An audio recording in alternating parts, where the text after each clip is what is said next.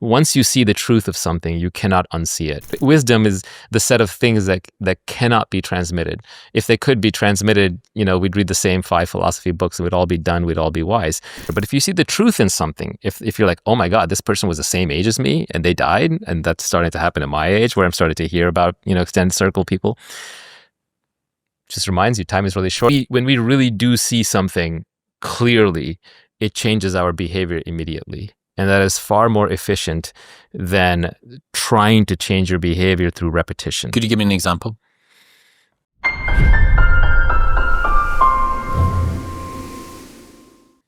The more seriously you take yourself, the unhappier you're going to be. You learned how to take yourself less seriously?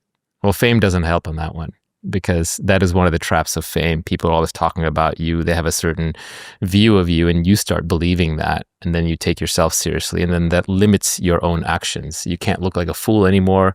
You can't do new things anymore. Tomorrow I announce I'm a breakdancer, right? That's going to be met with a lot of scorn and ridicule. But what if I want to be a breakdancer? I'd back you if you want to make that pivot.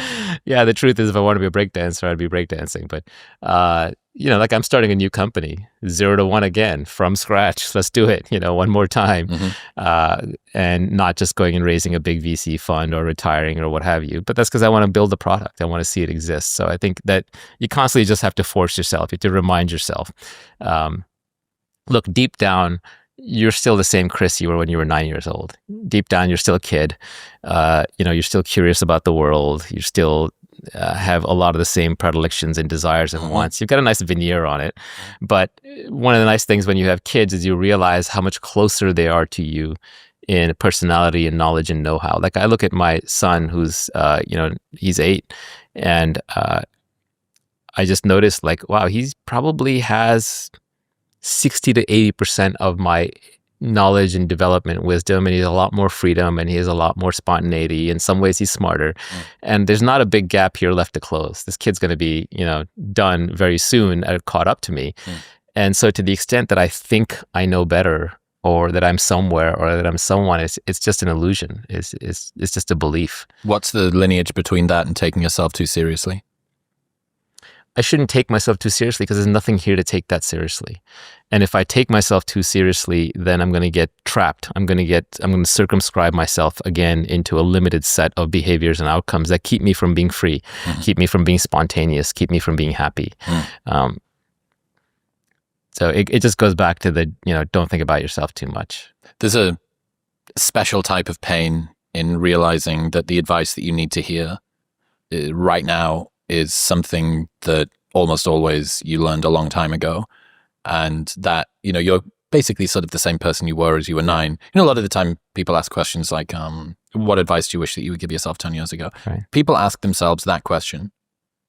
Almost invariably, the advice that you would give yourself 10 years ago is still the advice that you need to hear today. Absolutely. That's why I did that exercise of thinking back 10 years, 20 years, 30 years ago. What advice would I give myself? For me, it's just be less emotional.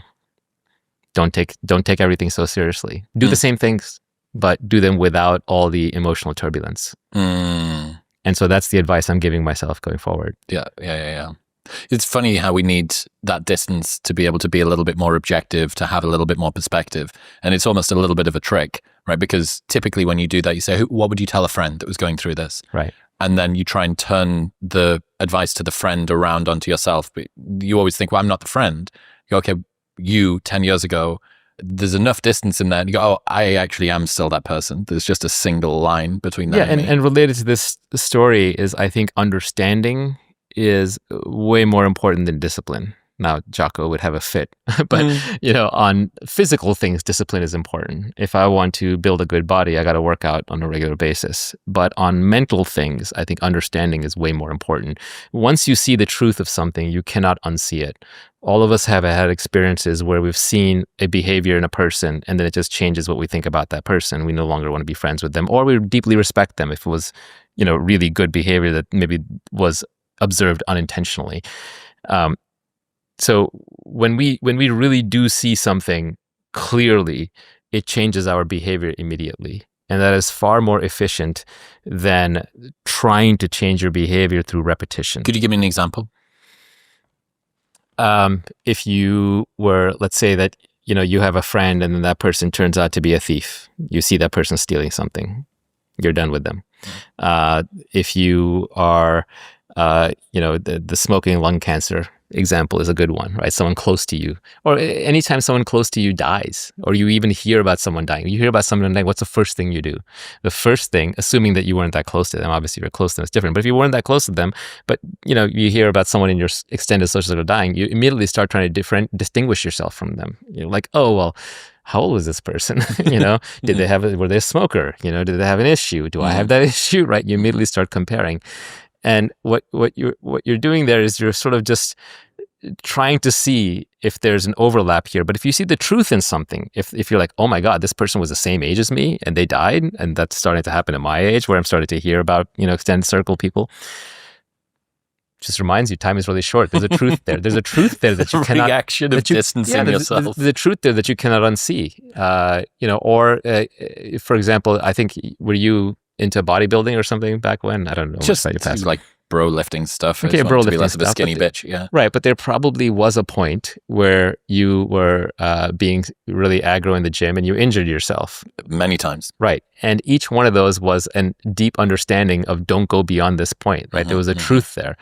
So again, when you see these things in such a way that you can't unsee them, that changes your behavior instantly. And I would argue that introspection to find those truths is actually very useful. Is that a justification for more experimentation, exploration, experience in life, sort of trying to find serendipity, because all of these experiences are going to teach you a inescapable lesson? You're going to do what you're going to do. I mean, your level of exploration, I think, is sort of up to you. But life is always throwing truth back at you. It's about whether you choose to see it, whether you choose to acknowledge it, even if it's painful. Truth is often painful, right? If it wasn't, we'd all be seeing truth all the time. Reality is always reflecting truth. That's all it is. Why would you not have accessed it already? Exactly. All the philosophy that's out there, for example, it's almost trite. Like most people, they look at philosophy like until they discover it for themselves. And because wisdom is the set of things that cannot be transmitted. If they could be transmitted, we'd read the same 5 philosophy books and we'd all be done, we'd all be wise. You have to learn it for yourself. It has to be rediscovered for yourself in your own context. You have to have specific experiences that then allow you to generalize and see the truth in those things in such a way that you're not going to unsee them. But each person is going to see them in a different way. I can tell you that Socrates story, and it's not going to resonate until there's something that other people desire that you realize you yourself don't want. And the moment that happens, then you'll see the truth in the general statement.